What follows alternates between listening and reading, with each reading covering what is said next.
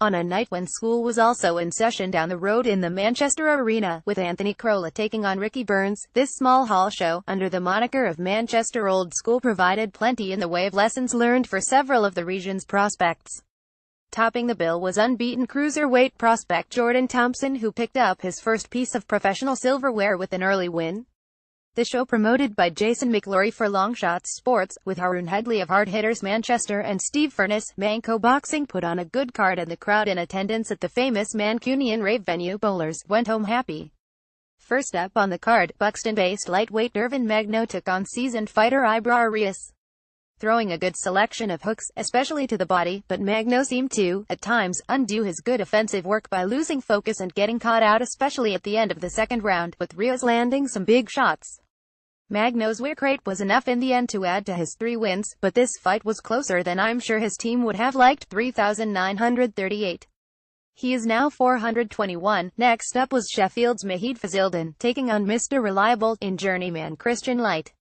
With the nickname Flashy, Fazildin took a round to find a way through Light's long reach, to then showcase some crowd-pleasing antics to easily win the fight, as would be expected of him.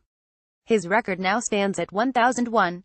If that fight had not offered much in the way of competitiveness, that was nothing compared to the golf-in class between Rosa Hamza and his opponent, who had stepped in as a last-minute replacement.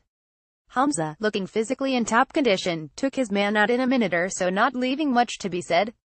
Look forward to seeing Hamza against a higher-caliber opponent. Making his debut on the night, Jack Rafferty would have to do it the hard way, against the ludicrously tough Kevin McCauley. Rafferty showcased his ability to punch hard from the get-go, with McCauley receiving a beating the likes of which I have rarely seen him take. Still, he remained standing through the duration, and Jack Rafferty's team can only be pleased with the debut, with bigger and better things to come from the young fighter. Another debut next, with Matthew Hatton-trained Damian Chambers making the transfer from the amateur game to the pros, and doing so at cruiserweight.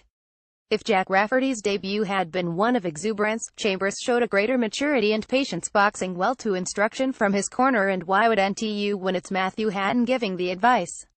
Chambers and his trainer can be happy with that, earning the 4,036 win UD. Next it was John Telford's turn to return to the ring after a period of absence. His bout against Slovenian fighter Nemeth was scheduled for 8 rounds, for the LHW Challenge belt. Utilizing his jab well, Telford switched effectively from body to head, earning a knockdown right before the bell at the end of the second round. It was a tasty left hook to the body that ended the fight in the third round, making for a successfully re-entry to the game for John Telford. A fighter one always enjoy was up next, with Ellesmere Port's Mason Cartwright taking on Zoltan Turay, also for a challenge belt, but at super welterweight. His loud band of support the IDNT get to enjoy the occasion for long, as Cartwright had his man down with Aon Etwo, and shortly after with a devastating body shot.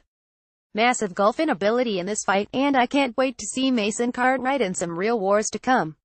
What turned out, perhaps unexpectedly, to be the fight of the night was next, with Leicester's CJ Challenger taking on the seasoned pro, Atherton's Willie Warburton. Folks in boxing around the Northwest know that when Warburton is up for it, he can offer any fighter a tour at time. This was to be one of those nights for Challenger. Roared on by a large support from ringside, Challenger looked slightly anxious and rigid at the start, and was brought down by a beautifully timed right hand by Warburton. A minute later he was floored again by a similar straight right hand. Showing resilience, Challenger was able to compose himself, throwing caution to the wind as both fighters went toe-a-toe for the next few rounds, with Warburton suffering a nasty-looking cut in a clash of heads in the third. By the fourth round in this 6-round bout, Challenger had found his rhythm and range more, going on to arguably win the remaining rounds, and eventually the fight itself, with the judges scoring it at 5,756. This would have served as a vital learning fight for CJ, as Willie Warburton can really box and his footwork and general ring IQ is criminally underrated. In the evening's headlining fight, much fancied Manchester cruiserweight Jordan Thompson took on Belgium's Michael Pereiro. In the build-up to this fight, Pereiro had made it clear that he was not just here to make up the numbers in this affair for the challenge belt, but from the bell it was clear that this fight was not going the distance. Pereiro's only hope to hang on was to try and crowd the 6.7-foot Mancunian, throwing an early flurry of body shots, and causing Haroon Headley in the corner to call on his fighter to step up and find some space to throw his own shots. Thompson did just that, flooring Pereiro with the right hand once, and again with a left-right-right combination. His opponent beat the count, but was floored again immediately after, and the referee had seen enough at this point to award Thompson with the stoppage, and with it the challenge belt. Once again, a small hall show like this one would have gone far to allow emerging talent to acclimatize to the conditions of professional boxing, as well as whetting the appetite of the fan to see the like of Hamza, Cartwright, and Jordan Thompson in more competitive fights in the near future. Full video fight footage from this show will be available soon here on this website BBTV. Latest BBTV videos. View more of our videos here.